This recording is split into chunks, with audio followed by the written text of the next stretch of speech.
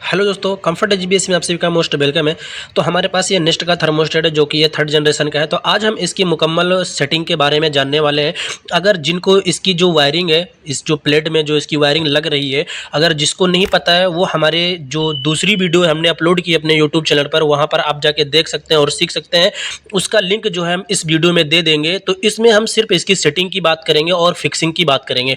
तो जो नेस्ट का जो थर्मोस्टेट होता है उसके बॉक्स के अंदर आपको कुछ इस तरीके की प्लेटें मिलती हैं, जो कि ये स्टील की प्लेट है और ये फाइबर की प्लेट होती है, जो कि ये फिनिशिंग में दिखाई देता है। तो ये जो 4 स्क्रू आपको नज़र आ रहे हैं, यहाँ पर हमारा जो वायरिंग की जो प्लेट होती है वो यहाँ पर लगती है।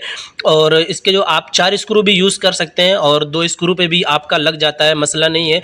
तो यहाँ पर हम ये जो देख रहे हैं इसको यूज़ नहीं करने वाले हैं। और इसका जो फाइनल डिस्प्ले जो लुक है इस तरीके का, यानी कि जो ब्लैक, इसका ब्लैक कलर देखने को मिलेगा आपको।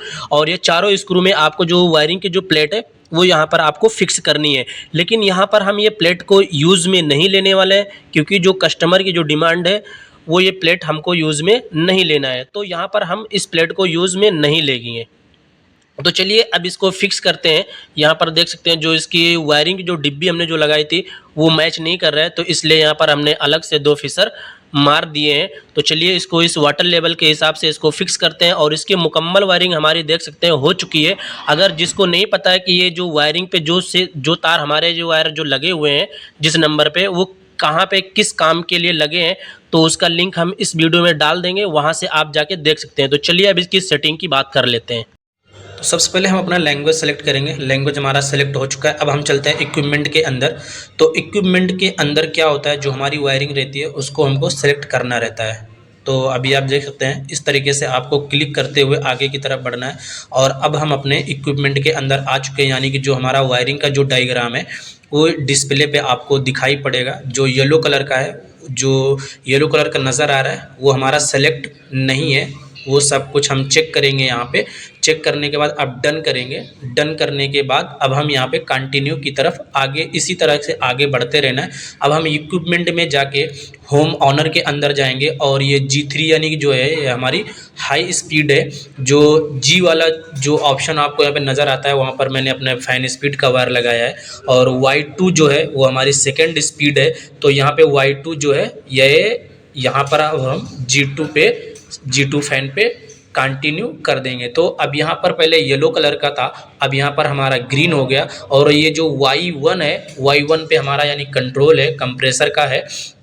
और ये स्टार जो आप देख रहे हैं, स्टार पे हमारी थर्ड स्पीड है। तो इस तरीके से हमारी जो है इक्विपमेंट की भी वायरिंग जो है हमारी मुकम्मल हो चुकी है। अब इस तरीके से अब हम यहाँ पर जो इसको जो चलाने वाले हैं, हम इसको फ़ोन के ज़रिए यानी कि अपने मोबाइल से इसको कनेक्ट करने वाले हैं।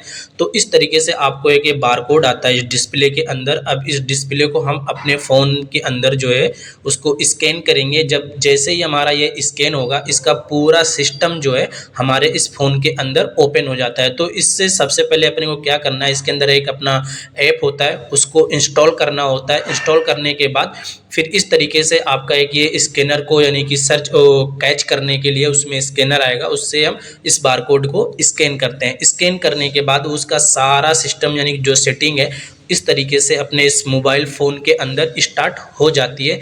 तो आप इसको मुकम्मल ध्यान से देखते रहिए, तभी आप इसको समझ पाएंगे कि हम किस तरह से सेटिंग करते हैं। तो अब इसके अंदर भी जो फ़ोन का जो हमारा ओपन होता है डायग्राम, वहाँ पर भी वायरिंग को चेक करने के लिए ये देता है। अब यहाँ पर हम वायरिंग की जो जंपरिंग वगैरह है वो सब कुछ यहाँ से मिलाते हैं और अपने फ़ोन में जो दिखाता है वहाँ से भी मिलाते हैं। जो हमको नहीं चाहिए उसको हम स्किप करते हैं। अभी देखो ये यहाँ पे बोल रहा है कि आपका इस प्लेट के अंदर कोई वायर जंपरिंग है या नहीं है, वो जंपर के लिए पूछ रहा है। तो हमारे इसके अंदर कोई जंपर वायर नहीं लगा हुआ है।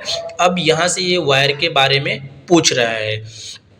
अब यहाँ पे वायर हमने जो लगाए हुए हैं, तो 5 से 6 वायर हमने 6 वायर हमारा लगा हुआ है और इसके अंदर रहता है 7 वायर।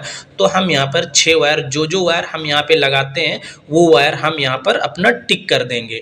स्टार का इसके अंदर ऑप्शन नहीं होता है तो स्टार नहीं करते हैं। 5 वायर हम सेलेक्ट करते हैं और जो प्लेट में जो वायर हमारी लगी है वो 6 वायर है।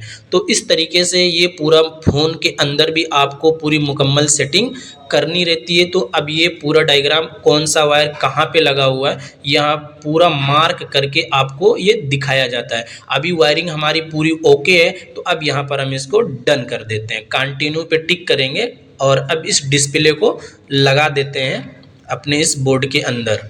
और इस डिस्प्ले को निकालने के लिए बहुत ईजी है, बाहर की तरफ खींचेंगे डिस्प्ले बाहर आएगा और ऐसे आराम से अंदर की तरफ पुश करेंगे और ये लग जाता है। अब यहाँ पे क्या है, हमारा जो वाईफाई का एक इंटर पासवर्ड होता है वो पासवर्ड यहाँ पर हम इंटर करेंगे। इसके लिए पासवर्ड वाईफाई का होना बहुत ज़रूरी होता है इसको स्टार्ट करने के लिए।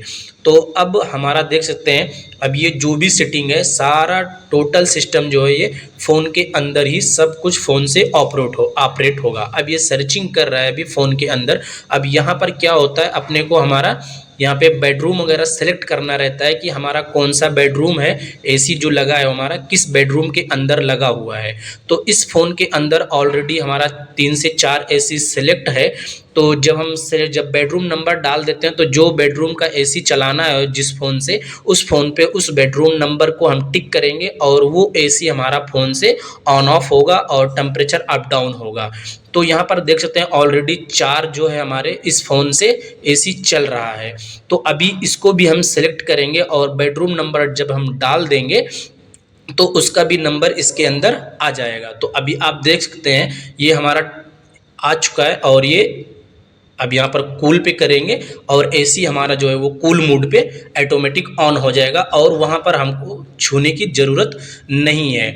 अब ये यहाँ पे कंटिन्यू करेंगे, कंटिन्यू करने के बाद अब ये हमारा देखिए अब हमारा फाइनल ये एसी स्टार्ट हो चुका है और हमारा एसी भी प्रॉपर वर्क कर रहा है। तो ये इसकी पूरी ग्रिल है, आप ये ग्रिल देख सकते हैं, बहुत फिनिशिंग से ग्रिल का भी काम हुआ है।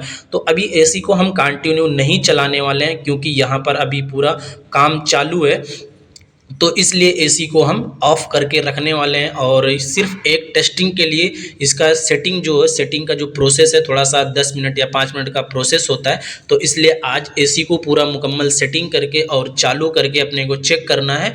और जब यहाँ का काम पूरा मुकम्मल फाइनल हो जाएगा फिर उसके बाद हम एसी को कंटिन्यू रनिंग में चलाते रहेंगे। तो अभी आप देख सकते हैं यहाँ पर बहुत ही ज़्यादा डस्ट है और साफ़ सफाई का काम पूरा मुकम्मल चल रहा है, कचरा बहुत ही ज़्यादा है। तो इसलिए एसी को हम सिर्फ टेस्टिंग के लिए